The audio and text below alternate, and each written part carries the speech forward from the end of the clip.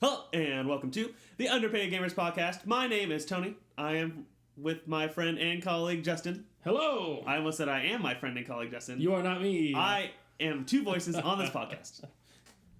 Today we have some news for you. Back old regular style, where we talk about news and stuff, and then have topics. We're going to be talking about the movie It. We're going to be talking about Destiny 2 some more. The Pokemon Company. Justin... Niantic? No. What? The actual Pokemon Company. Oh, Nintendo? Just no. I don't know what you're talking about. Justin has refused to let Overwatch die, so we have some Overwatch news as well. I do. So let's get right into it.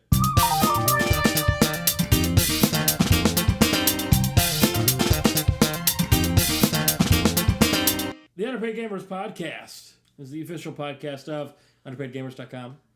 We are on YouTube, SoundCloud, iTunes, Google Play Music, Stitcher, Instagram, Facebook, Twitter, the internet, Twitch. We are all over the place. Google Play Music. Yes. Email us at underpaidgamerspodcast@gmail.com. That's correct. It's really easy. Really easy to remember. Just really long, but very easy. There it is. So today, news, yeah. Let's just hop right into the news. Let's just get this Overwatch business out of the way. All right, so everyone's Overwatch. tired of hearing about Overwatch. Dude, not everyone feels like you, Tony. Some people still like Overwatch. All right, so Overwatch is having a free-to-play weekend from September 22nd to the 26th. It is free to play. You can download it on PlayStation 4, Xbox One, or PC to try.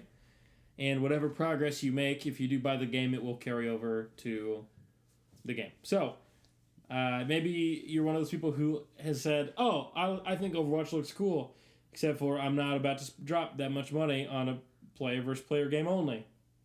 It is worth it. You could try it and see. And have a bigger, more evidence or more, experience to make that judgment off of whether or not it's actually worth that $60. To me, I got 50 hours out of it, maybe 60. Don't do it. Don't do it. It was worth it. No. But Tony, I know, got way more hours than I did of enjoyment, and he really enjoyed it. Wow, he played it. Though now he's over it, so... I'm over it. Overwatch. It's nice that there's a free weekend, because I've been thinking, I kind of want to see what this is like on PC, because I'm so bad at PC. I'm like, how bad am I really at PC? Yeah. Whereas, I can compare that directly to how I am on PS4. Yeah. Whereas, PUBG, there's no comparison. It's only on PC. That's true. But I know how good I am on PS4. I want to know how awful I am on PC. Yeah. Did you hear that PUBG added fog? Yeah, I saw that. I watched some Twitch streaming, and weren't the Twitch streamer I was watching was not a fan. Why? What did it do? I don't know. Blocked the eyesight. Is the fog all over the map, or is it just where the gas is? I think there was some everywhere, not just where the blue fuel was. But it's not every time. No, it's every once in a while it rains. It's like weather. Yeah. Whatever. So that's what you want to talk about with Overwatch? I mean, that's really it. I just want to inform people, if you've been thinking about buying it and you want to try it first, check it out from the 22nd to the 26th of September, 2017. Good. So when our listeners from yeah. You brought it up this time, okay? It was not me. Some interesting, I find, Smash news, and maybe interesting to other people as well. There is a thing called the Smash Committee. It's normally a committee of 25 people. Well, this is the first time it's been around. They started this because there's so many different mods and things that happen with Smash now, because Smash is so old, people have to modify it to make it playable. Yeah. For streaming and tournaments, because that's what they do, and because there's so few discs and GameCubes out there, they need to find a way to keep playing it, even though those resources are depleting. Yeah. They have now made a committee, or they're in the process of making a committee where it's 25 of the most influential people in the Smash community. So top players, commentators, tournament hosts, tournament organizers, people that are sponsored, maybe even some sponsors in there as well. Probably. 25 people, and Armada, who was the #1 ranked player in the world, we have talked about before, from Sweden. I mean, this is an international committee. Yeah. They use this committee to make sure that everything is fair and square for every game and every tournament. So a couple weeks ago, we talked about the universal controller fix and how that was an issue. They had to replay a match. Sure. Some tournaments have different rule sets than other tournaments. They just want to make it so it's throughout everything. It's standardized. Yeah. And they vote on things too, like if wobbling should be banned or not. Yeah. At tournaments. So that's the whole point of the committee. And Armada was on the committee as well as a whole bunch of other people. And there's a vocal minority of female Smash players that have been in Smash for the longest time. There's a lot of time there's a secondary tournament or almost like a sister tournament, I guess, to big Smash tournaments where it's only women that are allowed to participate. Okay. I don't know a lot of these players because when I watch Smash tournaments, I normally just watch like the top 8 and doubles teams and stuff like that. And that's all male dominated. You don't see a lot of ladies in there. A lot of girls in there. That's true. This side tournament is called the Smash Sisters. It's a female-only tournament, from what I believe, and that way, from what I understand, the purpose of that is just to be inclusive to women because women aren't always allowed to enjoy video games the same way men are. Okay. Because they get harassed. So this one's more just like, okay, girls, just come over here and we can play Smash, and if we're worse than other people, at least we're all kind of like in the same skill bracket type of thing. Okay. And you don't have to worry about being harassed or. I mean, girls can sign up for the big tournaments, right? Yeah, definitely. But there's also like this female-only tournament. It's called the Smash Sisters. And on the committee drew a little bit of flack because there weren't any female participants in the committee of the 25 people. Okay. Which I think is important. It's important to see women and men think differently about different things. So they could definitely bring a different aspect, just like anybody else could, to this committee, which is supposed to be this big, large thing. Yeah. Armada saw this, #1 player in the world, and he actually resigned his position from the Smash committee. To make it open for like a woman to be in there. Nice. And I think that's really honorable for him. He was getting a little bit of flack where people were like, you're the best player in the world, you shouldn't have to resign your position so a woman can be there. Somebody else should resign so that you can be in there and a woman. And Armada, it was just like...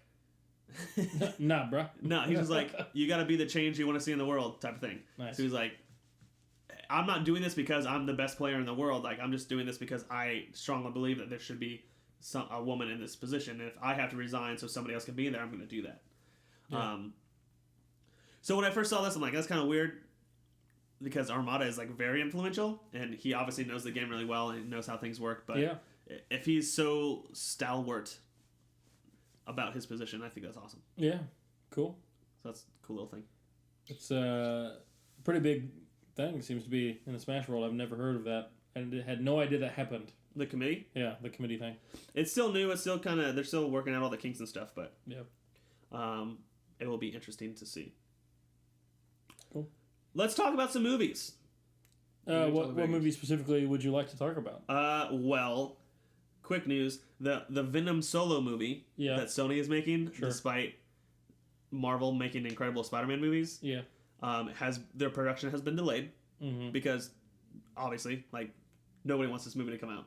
Even basically. Though Tom Hardy is, like, the lead in it. But the production has been delayed. That is a good choice. So I mean, did we not think that was going to happen? I'll be surprised if the movie comes out. Yeah. But I did see that. Some Star Wars news? You want to... Yeah, so I've kind of got two things. For Star Wars news, kind of updates. Has been a while since I've really gotten into Star Wars news with our listeners. I feel like last year I just like hawked over everything that happened in Star Wars, and like this year I've just been so busy I just like have not been doing it, so I'm trying to make up for that just a little bit.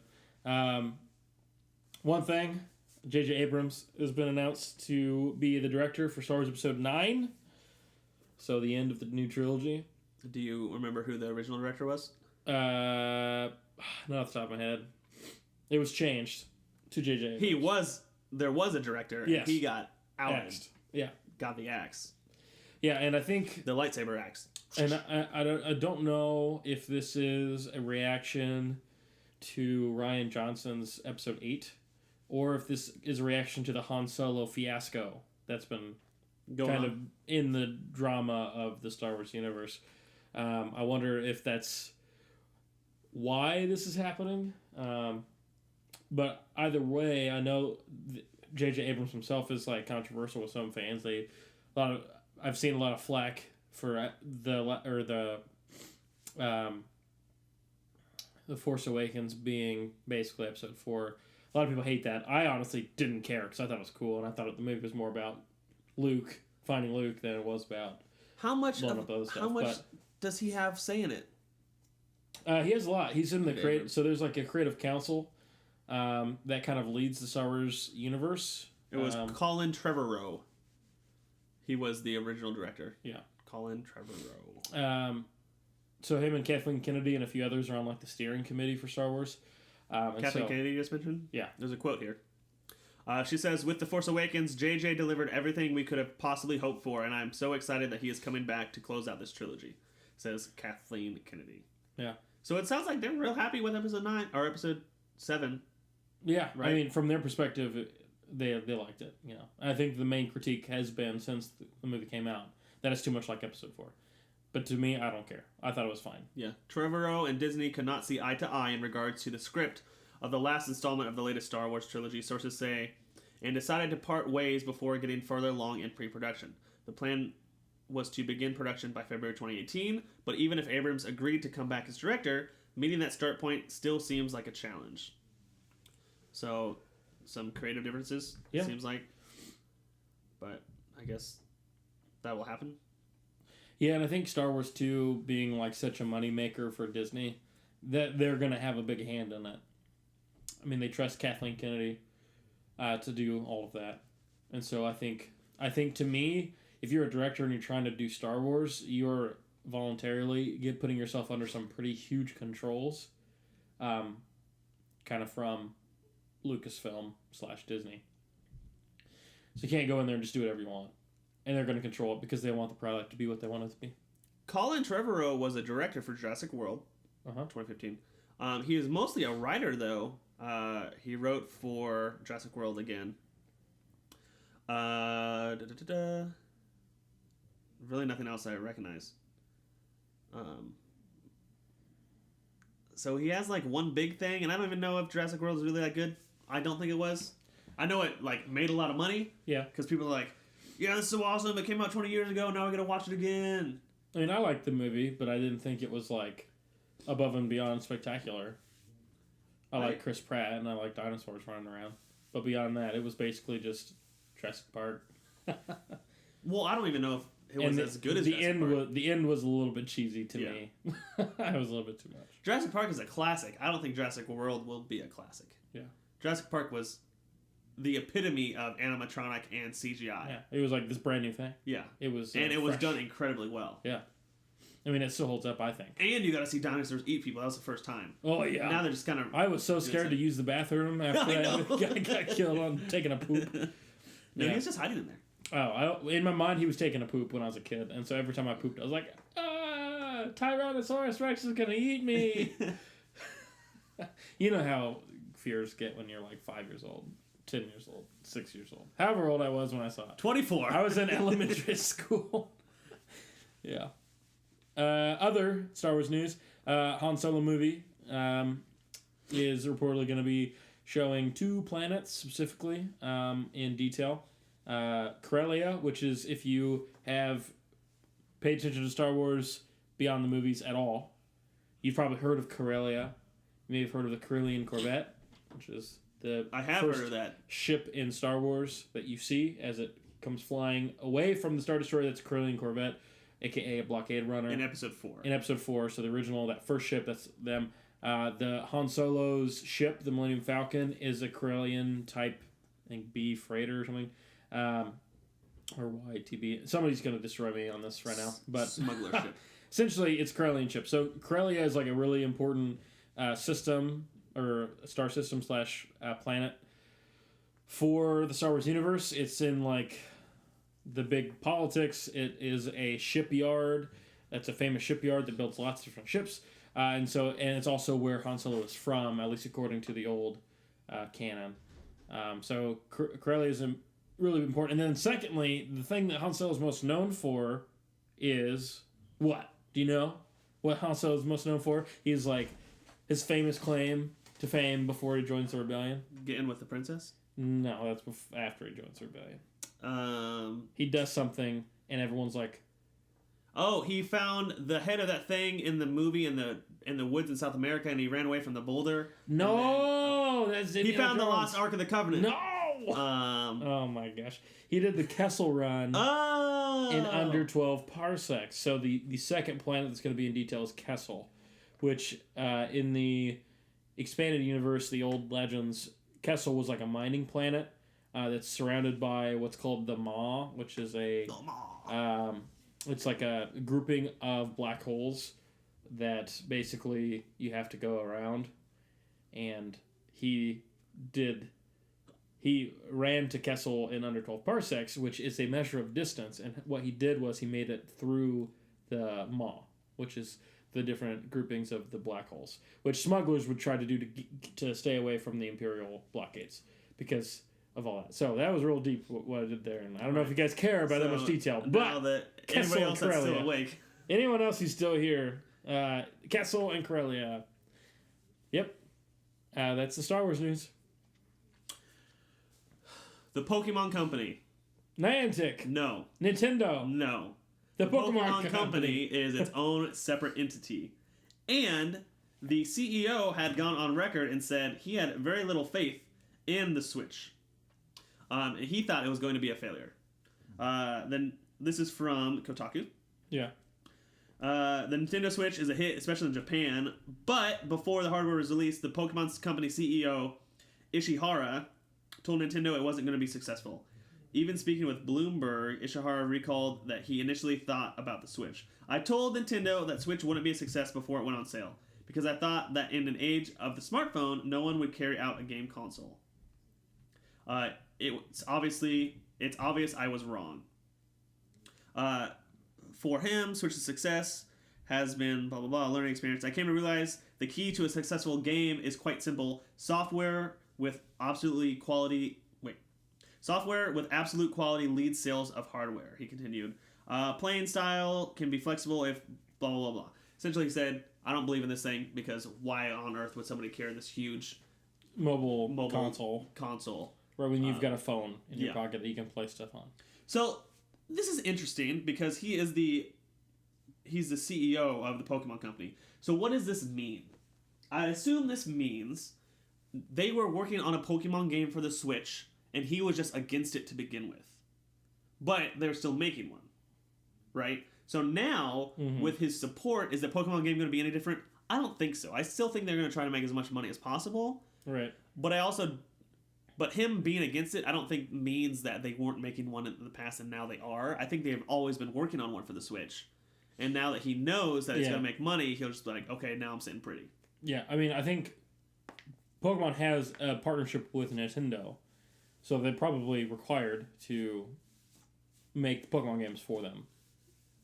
I don't know how their relationship works, because Pokemon Company is different from Nintendo. Yeah, it's not Nintendo. And it's not Niantic, as we learned when we did our Pokemon Go coverage, and Nintendo stock rose 25% and then fell a little bit once people realized that. Yeah. But yeah, I think a lot of times when I hear like game company CEOs talk, I just think like, do you know gamers at all? Like his judgment about like mobile gaming, like I don't know many gamers who are all about mobile gaming. Like mobile gaming is just like, I'm gonna pass the time because I'm bored. Yeah, but if I had not at home playing video games. But if I had like Pokemon Red or Ruby on my phone, I wouldn't need it. Like that would be the game I'd play. You would choose playing Pokemon Red or Green on your phone, over playing it on a Switch, over playing it on like a DS or something. I always have my phone with me. I hate emulators on my phone. I'm not talking about if they made a game. Yeah. Like, because that's kind of what he was saying. He's like, I don't understand why we would make a game for this console that people are going to have to lug around when I could just make it for their phone and it could go on their phone. Nintendo has made one very good game for the phone, Super Mario Run, and one very mediocre game, according to me, for the phone, Fire Emblem Heroes. Mm-hmm. Fire Emblem Heroes is essentially nothing like Fire Emblem. Yeah, I don't like it. I quit that after like 2 weeks. But Super Mario Run is super good, and it's very similar to Mario, especially on a phone. On what you can do on the phone. It would be interesting if they like put resources into making a mobile game for Pokemon on their phone, even if it was like a new storyline, new location, all this other stuff. I mean, you have to play very differently. Why? Because touchscreen controls, like that's why I said an emulator sucks on a phone. Touchscreen controls are terrible for an RPG like that. No, touchscreen controls would be perfect for an RPG like that because like running around and it's not like an things? action RPG. It's slow moving. You pick the moves you want to use, which is touchscreen. It's either using it with the D-pad or you're just touching it. Sure. There's only 4 options when you have a Pokemon battle: fight, bag, run away, or what's the other one? Item, switch. Yeah, bag. Isn't there 4? Switch. Oh yeah, your Pokemon. Yeah. So all those options you can do just by touching. It's like Pokemon would be a great mobile game because you don't require a whole bunch. So the new games you kind of move more in a analog, digital, more in a digital landscape where it's not just straight up and down. It's more you can go 360 degrees of movement. Mm-hmm. But I mean, if they just made like, even if they remade, well, I don't want them to remake Red or Blue. But if they made an 8-bit kind of Pokemon game or Silver or something like that, but even kind of new, or maybe not even new, just made it so I could play it on my game with support from Nintendo, that would be incredible. Because moving isn't hard. The game isn't about moving. The game is about training these Pokemon, and you can do this. And you could battle over the internet that your phone is always connected to. You could trade, do all these other things. Yeah. And you don't have to carry around a 3DS or something like that. That means I could be playing this on the subway, and I'm not going to have some finicky old woman looking at me like I'm a nerd for playing Pokemon, because she won't know, because I'm just playing on my phone. I'm not going to have my 3DS out. I still think mobile gaming is a joke, and it's not real. It's not good. I've not been convinced really by any game on mobile that I should spend money on it. What about your Knights of the Old Republic? I've played like 25 minutes of that game. What? You've had that game since episode 7 came out. Exactly. I've been like burned and disappointed by all the controls on all games that are on mobile device. I want a physical controller that I feel like I actually have control of what's going on. There's a few games that give you like an optimized control feeling with the touchscreen, and yes, those are better. And there are games that I play on my phone that I think are good mobile games, but to me, a mobile game will never be as good as a console game that on any device that's dedicated to gaming. Like it just won't. And maybe I'm closed-minded with it, but I don't care. I don't know if you're closed-minded. I don't think all my experiences have just been bad. Yeah, but I don't know how. From me knowing you, you are somewhat impulsive when it comes to things like this. So when episode 7 came out, you had downloaded Knights of the Old Republic because you had money on your account because of Google Play Rewards. Sure. And you're like, okay, I have this money. Star Wars is coming out. I'm in a Star Wars mood. I want to buy the Star Wars game. Sure. I don't know how much research you did into how this game plays on mobile. But I think there are some great games on mobile. Specifically, Square Enix makes a lot. One, Dragon Quest V, and all the other Dragon Quest games are perfect. Again, it's not an action RPG. It's just a standard RPG. Games that don't require a lot of fast movement, because movement on mobile games is difficult. Like especially when you have to have like an analog stick or something like that. But if the game is centered around strategy or like not movement but other aspects of the game where you can tap on things, I think that's great. Dragon Quest V is like my favorite mobile game. It's also my second favorite Dragon Quest game, but I think Dragon Quest 8 is also out on mobile. I mean, I've played Dragon Quest 1 and 2 and beaten both the games on my phone, right? But I never did that over any console game. It's always like, I'm going somewhere, I guess I'll play this game because it's better than playing no games. But to me, if I had a version of it on PlayStation or on computer, that would be way superior to the experience I had on mobile. So I just think it's like okay, but if you, second best. Like mobile games are always second best. If you had Dragon Quest on Dragon Quest V, you never played before. I recommend it highly. So let's say you took my recommendation, and you said I could either play this on my phone, or I could have it on my DS. Which one would you do? Well, I don't really play my DS very often, so if you ask me that between my PS4 and my phone, I'd pick PS4. That's not a fair comparison. The games on PS4 are going to be leaps and bounds better than the ones on. I mean, even if they looked the same, just the controls alone, like the physical controller, that's how much I care about having a physical controller. I hate touchscreen controls. I hate it with a passion. They've never been good. I've never felt in control. Everything takes longer. I accidentally walk into the lava because it's hard to control exactly when you're moving. I don't think that's a fair comparison. I mean, you can say that's not fair, but that is what I think and how I feel. And I think a lot of people agree with me about mobile games. Mobile games are better than nothing, but they're not even close and will never be as close to a dedicated console. I've got strong feelings about this. The game on my phone, which doesn't nearly have the same processing power or capabilities, the physical hardware, right? Or the physical hardware of the monster system on your PS4. Yeah, sure. Is not as good as the monster system of the PS4. Yeah, obviously. Or DS. Or I mean, anything is dedicated to that. Yeah, but I'm not asking. Why would a company? I'm not asking you to play Destiny 2 on your phone. Right. I'm saying there are games, specifically the older games, that used to be played with a Super Nintendo controller or even a PS1 controller, which really is just you move and you press the X button and you press the circle button to go back. There's really only two things you need to press. Those are perfect for these.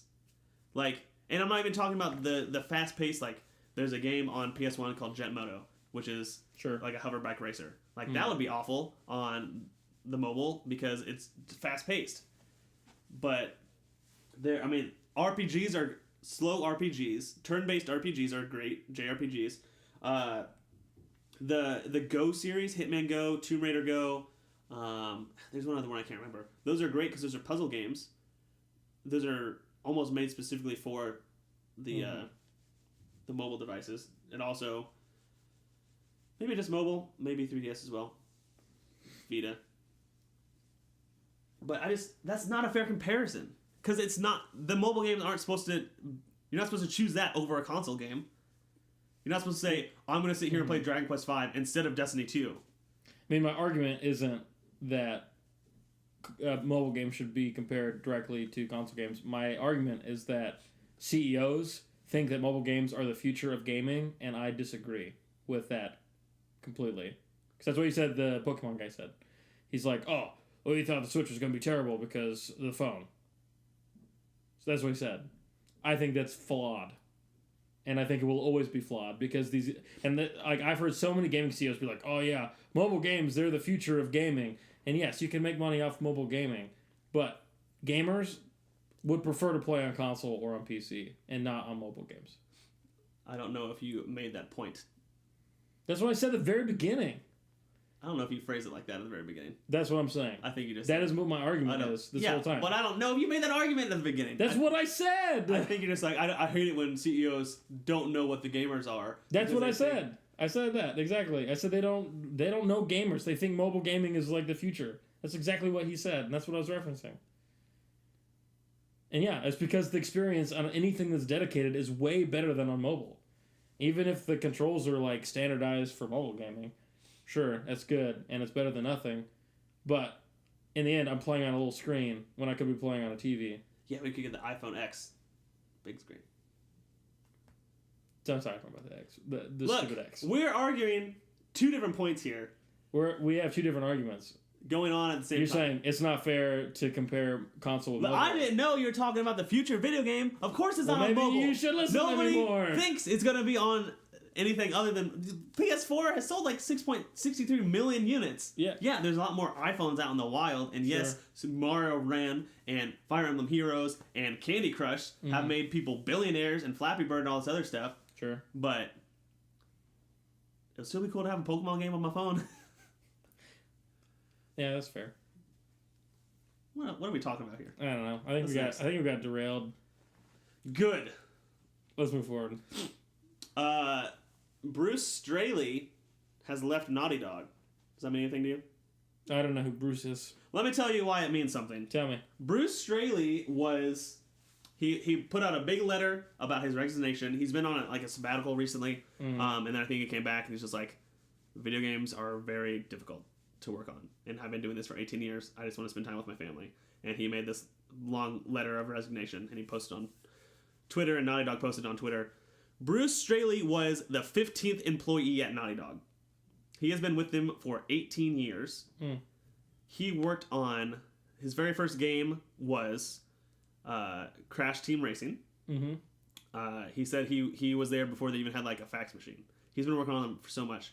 He helped with Jak 2, Jak 3. He works hand in hand with Neil Druckmann when it comes to... I know that name. You know Neil Druckmann. Bruce Straley and Neil Druckmann are like the same person. They work... Neil Druckmann does like the storyboard editing and like makes the stories, and Bruce Straley like makes the hardware work for it. He makes it happen. So him resigning his position is a big deal. Is he moving on to something else? I think he's just... Or is he just I retiring? think he's retiring. He's not going to another company as far as I know. Okay. But he worked on Uncharted 2 with Neil. Yeah. He worked on Uncharted 3, game director. He was game director for The Last of Us. Ugh. Like, one of the best games of all time, he was in charge of that game. This guy's a rock star. A rock star, a powerhouse of this. In arguably the best first-party studio in the world, Naughty Dog. And he was the lead director in that, and he steps down. Not out of bad blood or anything, just because he's... Yeah, do we know why? I mean, he worked on The Last of Us, and he worked on Uncharted 4, and Uncharted 3, and Uncharted 2, and those are all huge games. And in the game industry, when you work on things like that, you work 24/7 for like 3 years. It's really hard. And being director, I'm sure he's just like, I want to break. Yeah. So... And he's probably made enough money at this point. Yeah. To be okay. I don't know if game directors make that much money. From what I understand, they don't.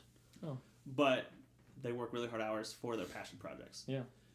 As far as I know, he was kind of on sabbatical. I don't think he's worked on The Last of Us too much. I think that's mostly Neil and some other people. There's a writer, maybe from Game of Thrones, I'm not sure. But some writer from a TV show is working with Neil Druckmann on how to make The Last of Us 2. I think Bruce went on sabbatical before The Last of Us 2 came into production and everything. I mean, this is assuming that, and I think it's a safe assumption, that there's not a lot of work done on The Last of Us 2 already. Yeah. Even though they put out that teaser trailer, I still think they're like the ground floor. Yeah. So him leaving, I don't think is going to affect The Last of Us 2 negatively, because I don't think he started working on it. The only way it would affect him negatively is just not having his personal touch on it, as would have been in the past. You know what I mean? So it's not like he's leaving, now somebody has to fill in that position, and they're scrambling. It's more just, he was never there. He's like already... He just wasn't going to adopt that project. Right. Yeah. So that's big news. It is. He was a huge head of Naughty Dog. If you go back and watch the credits for any of the Uncharted or The Last of Us, he's always there. He's like the second name, if not the first. Well, we definitely wish him luck, because I've definitely enjoyed his work in my life, in my gaming career. Yeah. Wherever he goes, whatever he does. I don't know. It would be so weird for him to like go to a different company, right? Because like, probably. How would you work with Naughty Dog and then go somewhere else? Go somewhere else and be like, this is not the same. Well, somebody might hire him to like fix a studio. That'd be cool. You know, because there are a lot of studios out there that could probably use a little bit of help. What studio are you thinking? BioWare. No, they just got their guy back. Did they?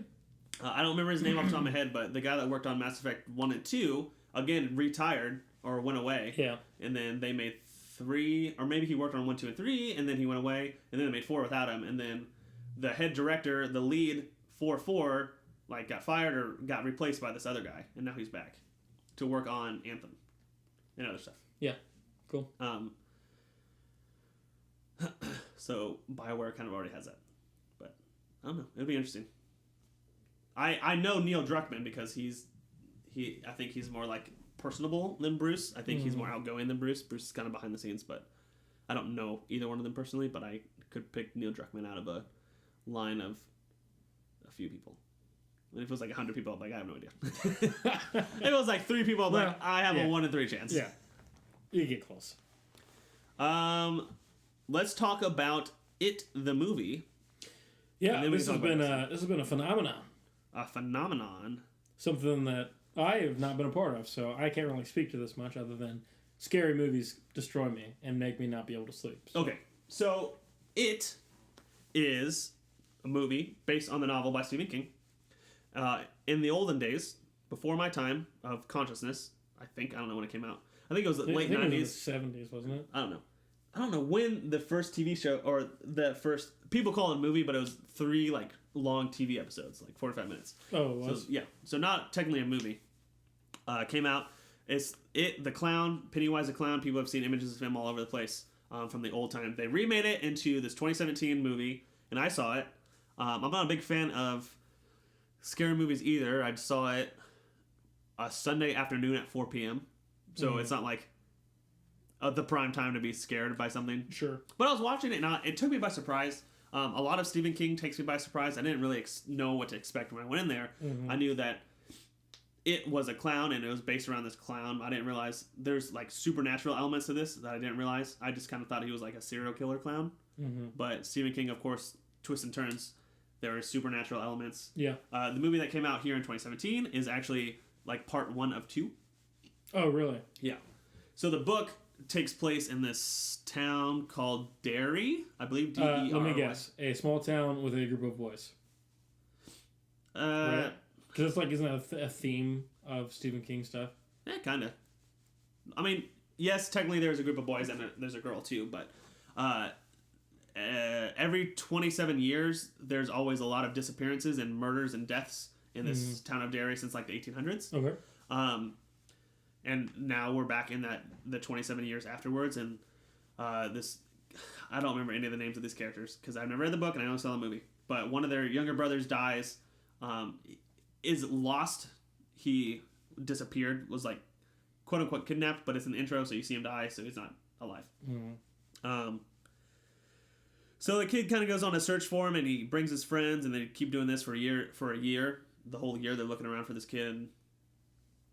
Pennywise the clown is like, from what I can tell from the movie, it's just like a incarnation of like your worst fears. Yeah, I mean that's the theme of it. It's like whatever it is that scares you, that's what it is. It's your fear. Yeah. So when the older brother is looking at Pennywise the clown, it's his younger brother, like asking him to come help him because that's his worst fear, is that he couldn't help his brother. Another one is like, there's this Jewish boy. There's a painting of a woman in his dad's office that scares him. There's like a giant spider. There's I don't know, a whole bunch of different things. I guess the book is really like rated M, if we're gonna use a video game term, or sure, like really adult rated, even though it's about these kids. There's a girl in this that's like, she comes from a bad home, like a sexually abusive home. Yeah, and it's really hard to watch. I was like, oh, this is awful. Yeah.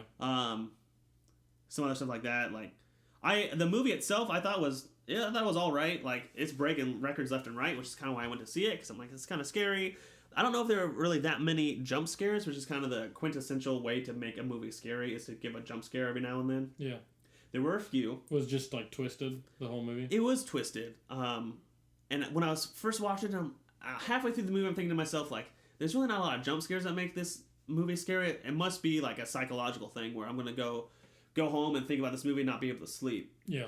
But then as soon as the movie was over, I'm just kind of like, okay, that was a movie. It didn't really affect me one way or another. I'm not afraid of clowns. Like, it seems like 95% of the population is. I liked it enough. It's part 1 of 2. I guess in the book, all this stuff happens and when they're young, and all the kids get together and they defeat this quote unquote evil, and then 27 years later, when they're all adults, it comes back. So that's gonna be part 2, is when they're all adults. Yeah. The weird thing is this movie came out 27 years after the original one came out in 1990. Yeah. So that's when it came out. So yeah, it was before I was born. So it's kind of interesting how they played it like that. I think the movie itself was really good. There's pretty good CGI. As far as storytelling goes, like, you kind of just follow Stephen King. I mean, there's a book to go along with. There's a lot of stuff that they took out of the book that wasn't appropriate for for a movie, specifically like a lot of the sexual stuff that happens with the kids. Sure. Because that kind of stuff happens. Stephen King was quoted where a lot of people were asking like, why is there so much sex stuff that happens to these kids? Like, I guess in the book there is a group of kids and they all have sexual relations at the end of the movie, at the end of the book. Well, technically in the middle of the book because they're all kids. Yeah. And like the movie is based around children being abducted and horribly murdered. And Stephen King keeps getting questions like, why did you put this sex scene in the book? Why'd you do this? Why'd you do that? He's like, it's weird that you guys are so interested in that and not the amount of child murders and how violent it is. Like, maybe that says something about society, which I thought was interesting that he said that. And I thought that was an interesting take, too. But as far as the movie goes, it's breaking records left and right. And one of them hurts me dearly because I contributed to this. I know, you did. And you admitted this before that we started the podcast. Yeah. You admitted to this, so this is real, guys. Okay, this is from Variety.com. The R-rated horror film made a whopping $123 million from 4,100 locations. As of Monday morning. On Sunday, the studio gave a more cautious estimate of $117 million, so they made about $5 million on Sunday night, between Sunday and Monday. So, of 2017...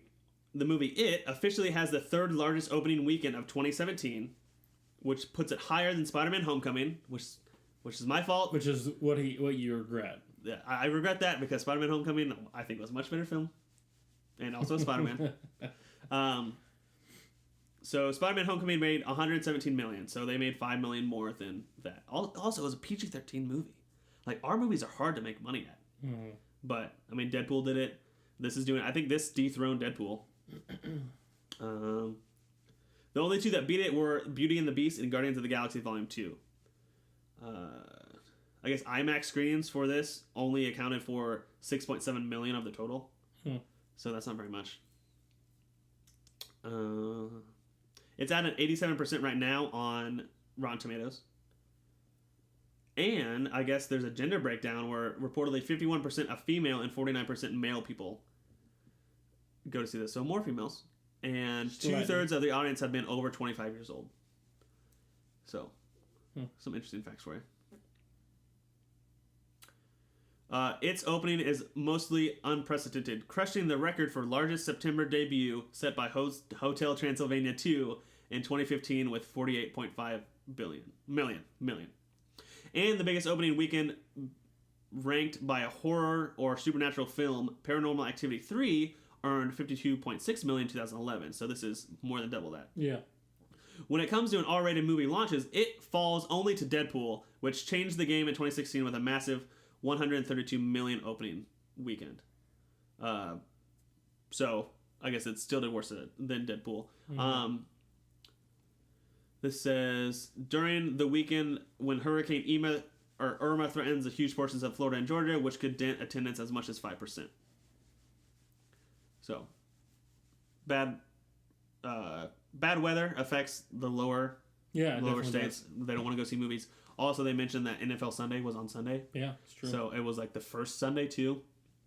Now, Deadpool came out on Valentine's Day, which I think was a Thursday. And I don't know how much... No, football would have been over by then, too. So, the Sunday of Deadpool's weekend was not taken over by football. It was actually like 1 or 2 weekends after the Super Bowl, so people were like, I need to do something. So go see Deadpool. So it'd be interesting to see what would happen if they came out at the same time. Yeah. But it's not really a Christmas music. A Valentine's Day type movie. Everything else is just more specific stuff, but I just want to talk about it. Yeah, sure. It was alright. I would watch part 2, I guess.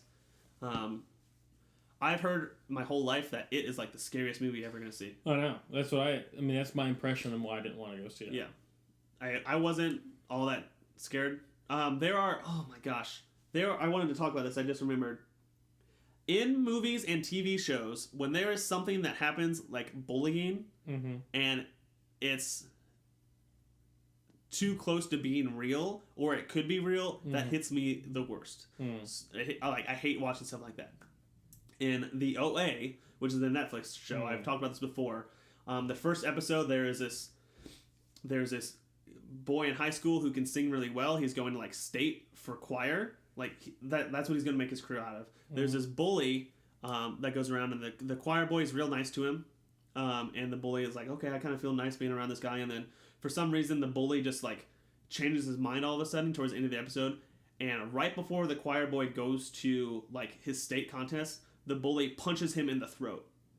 And I watched that, and I literally have not watched another episode of that show because I can't. Like, can't do it. I hate that because it's too real, and I'm like, you just affected that guy's life. Like that affects me more than just like gratuitous violence. Yeah. In the movie It, there's a scene where I think his name is Ben. He's a new kid in town, and there's also bullies in this town of Derry. Man, it is gruesome. They like chase him down and start bullying him, and one of the kids is like mental. He is crazy, and later on you kind of find out he comes from a bad home, but that's no excuse to where he literally starts carving his name into this boy's stomach with a knife. Ugh. And you see it on screen. That's terrible. He eventually gets away before he can finish like a letter or anything, but like that, I'm like, that's too real. Like I do not want to see that. Yeah. So that's a big takeaway I got from It was like that bullying scene. I was like, ugh. I hate that type of stuff. I hate like torture things. Like warfare sucks and it's terrible. It's part of the human condition, and it has been for a long time. Torture, also been around for a long time, but it's that idea that like you can't fight back, and it's just like you're at the mercy of somebody else. Like I hate that. Well, even torture, I don't even care that much about. Like if I went and saw like the Saw films, I'm like, okay, I know what I'm getting into. Mm-hmm. But when I went into It, I didn't know what to expect at all. Oh yeah. And then I saw this. I guess you could call it a torture scene. I was like, I was not ready for that. Yeah, sure. And I felt so bad for the kid. Dang. All right. Lastly, Destiny. Lastly and forevermore, Destiny 2. Man, I love this game. Stupid amount right now. You put on here shaders. Something about D2 shaders. Have you heard about all the controversy about Destiny 2 shaders? I mean, to me, I've heard that this is the biggest complaint against the game right now for a lot of people is the shaders. They're consumable as opposed to just being there. In Destiny 1, you could find a shader, and then you always had the shader, and you could just apply it, and it would automatically go on all of your gear. Yeah. And so it was like very easy to customize your dude to look, or lady, how you wanted them to look. In this game, they are consumable, and there is a vendor in the game you can go to, and you can spend a currency called silver on these cosmetic items, which you can get silver by buying silver with U.S. dollars with money. So with like actual money. So people are upset. Prussian francs.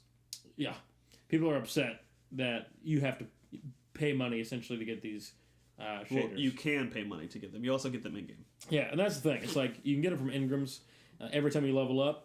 Which after you hit level 20, you still get experience, and that experience once you fill up the bar, you get an Ingram. That is all cosmetic, basically. You can get like, basically everything is cosmetic because it's like your ship and your speeder both are cosmetic mostly. Like, there's that, and even like you can get armor and stuff too, and ornaments for your weapons. But again, it's cosmetic. It's not pay to win, which, like, as long as it's not pay to win, to me, it's like, whatever. I don't really care that much. Yeah, but at the Test Everest, which is Eververse, you can use real money to buy weapon mods that you can put on weapons. So like those legendary mods and stuff, you can use those to put on weapons. That can affect PvP. It doesn't affect PvE that much. So some people were saying like this is pay to win because you can affect it this way. Yeah. I listened to another podcast, Kind of Funny Games Daily. It's a daily podcast about video game news, and for like a week and a half straight, they just had questions and questions and talked about how this Destiny shader thing is like the worst thing in the world. Mm-hmm. Like you get these shaders and they're consumable, so you can use it and then you don't get it back. But plus, you can pay real money to get them, except when you pay money, you get it in like a loot box. So you don't know which shader you're going to get. So you might pay real money and not get the shader you want. Or pay real money, get the shader you want, and then put that shader on a weapon that you have. And then no longer use that weapon because it gets outclassed by something. So now you have paid money to put a shader on something, and now you can't ever have that shader again because it's consumable. Right. And there's a lot of people fighting about shaders being consumable, but also people paying money to get these shaders that are then consumable.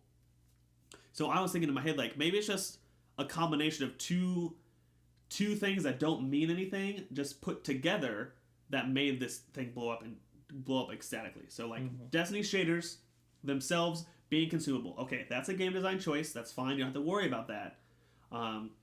It's just part of the game. Like, that's what you have to live with. So that's one of the things.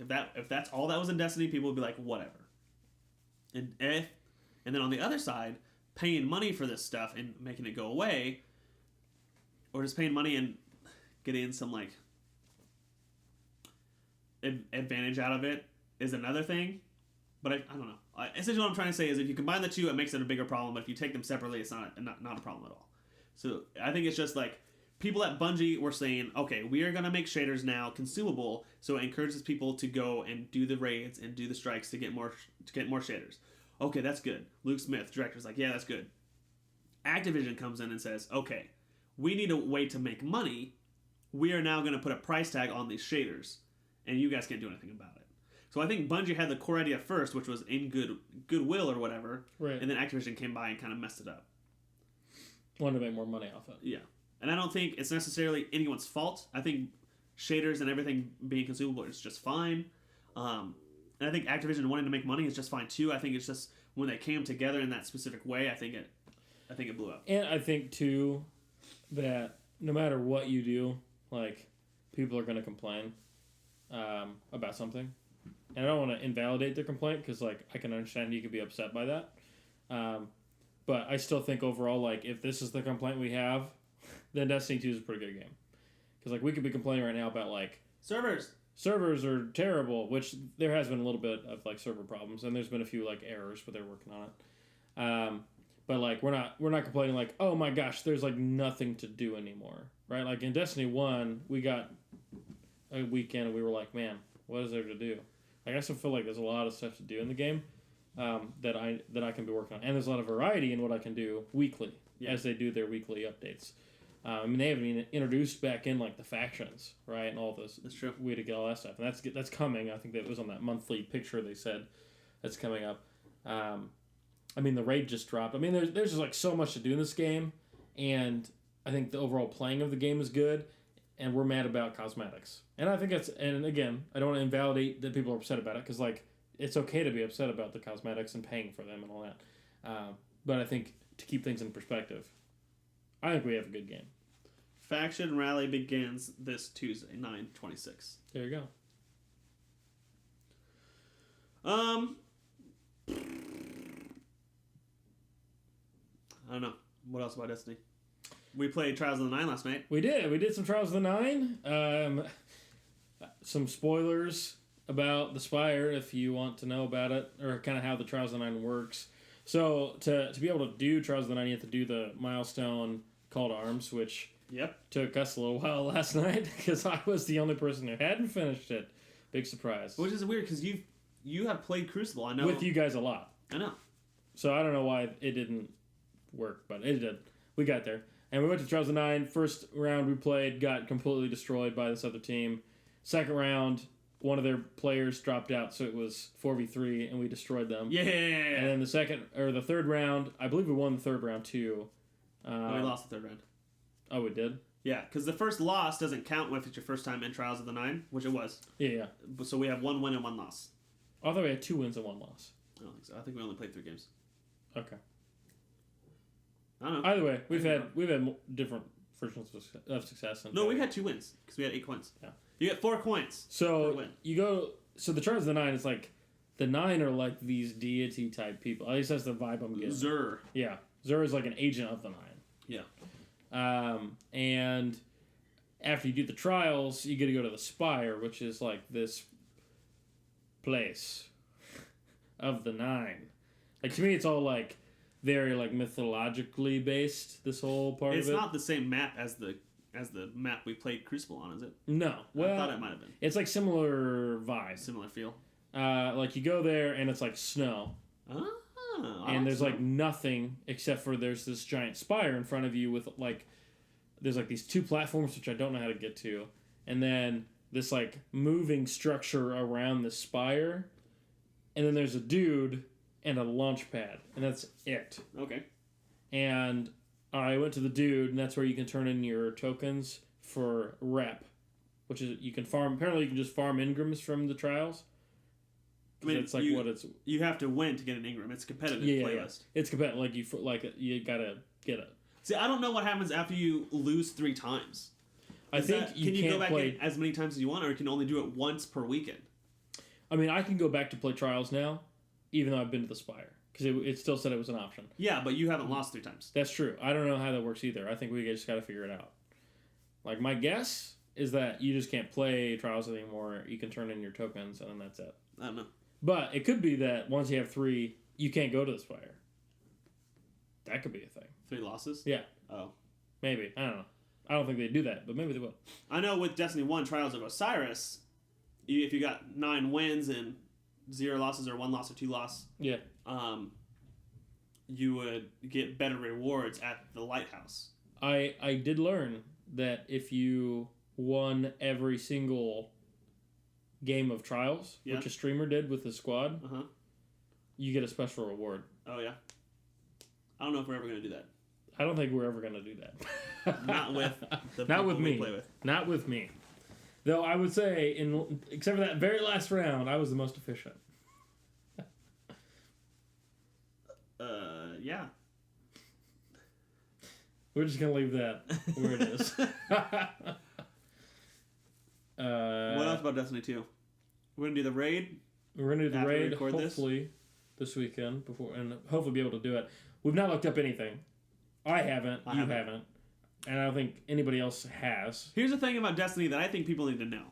Because I just did this last night, and I raised, 10 light levels. If you have the weekly quests, like Flashpoint from Cade, or if you have tokens to turn in, or you have all this other stuff, wait until later on in the week after you've done the Nightfall, after you've leveled up. Because once you turn those in, the rewards for those Ingrams will be much higher than if not. Because the Ingram rewards that you get start, they generate as soon as you talk to that person. So as soon as you talk to Cade about the Flashpoint. So the Flashpoint was the first thing I did on Tuesday. And I was at light level 265. But I didn't go back and talk to Cade until last night, which was days afterwards. The reward that he gave me was a 289 light level, which turned into a 290 exotic helmet. That's awesome. So now my light level is at 287, and I've raised my light by I raised my light maybe 10 points before I talked to him, and then once I talked to him and I talked to Zavala and Hawthorne and all these other people for my clan rewards and Crucible rewards and the Gunsmith and all this other stuff, they all give me higher and higher light level stuff. So save those quests until later on in the week when you have better gear, because it's all based on your gear. As opposed to going straight there. I was talking to Justin earlier. I have 100 coins for Earth and I have 100 coins for Nessus. Yeah. And as soon as I plug and chug all those in, I'm going to start getting Ingrams that are huge. 289 ICM Ingrams. Yeah. I'm not even I haven't even done the raid yet. You can get above light level 300 by doing the raid. But I haven't even touched it yet, and I'm already at almost 290. Yeah, I'm at 279. I'm 1 away from being able to buy those mods. You can buy the mods, and then I have equipment that don't have mods on them, I think. Yeah. So I could throw a mod in there and raise it up 5 points. Raise it up 5 more, yeah. Which could be significant to help you jump. You know? Especially if you have a bunch of gear that's unmodded, and then you just get a bunch of light. So, I am loving the game. Nightfall Strike this week is the Inverted Spire. Easier than last week's, I'd say. Yes, definitely. Last week's was hard. But, I mean, after you do it the first time, you get less rewards, right? It's just the first time you do it, you get the biggest reward. Per character, yeah. So, the first time you do it, you get all the Vanguard tokens and all the gear and stuff. You do it again, you don't. You get Vanguard tokens just for completing it like a strike, I think. But you also get the Rat Pack if you beat it with 5 minutes left. Here's a fun thing. Okay. If you're out there and you're playing Destiny 2 and you're loving our podcast, and you're like, man, I'm playing by myself. I wish I had a clan. Guess what? We got the clan for you. Underpaid Gamers Clan! Underpaid Gamers, search for us. We're open membership. We'd love to have you guys. Yeah. We have 6 people right now, but... Oh, don't we have more than that? I thought because we had Me, you, Tim, Fox, with an H. We have now Lucas. Averith. Yeah. We have Poner Dude. Poner Dude. And Robbie. And then, yeah. I guess 7. So and, 1 more than 6. And Vincalis. Oh, okay. We have 8. We have 8. So we've doubled our numbers in a week. 92 spots left open. So 92 spots left open. If you'd like to join, we're open. So here's the thing: if you're in a clan, you garner clan XP, and then the more XP the clan gets, the more rewards they get, and you get weekly rewards for doing the Nightfall, and you get weekly rewards for doing Crucible and the Raid and Trials of the Nine.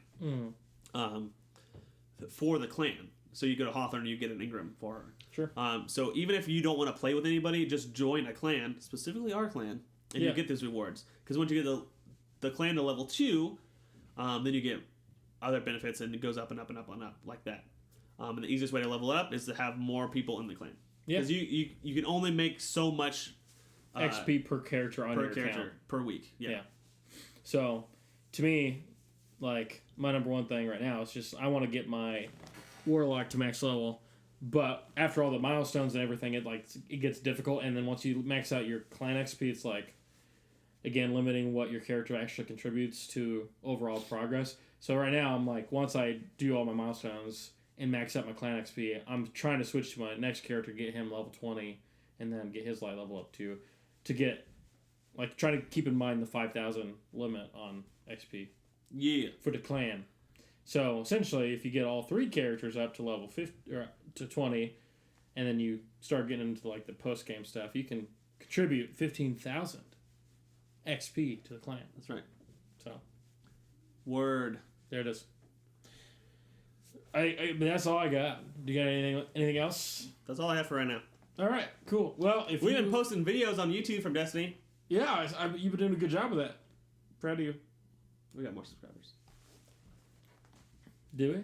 Yeah. From it? I posted a video on how to find Zur, even though he's on your map. But I didn't know he was on my map. Yeah, I didn't know either. I was like, running around the tower. I was like, where is he? I was like trying to see if there were groups of people. Like, just huddled somewhere. Yeah, and I had to Google it. I was like, where's Zur? Well, now you just go to YouTube. And then it said Nessus. And I was like, oh. It's weird that he's on Nessus.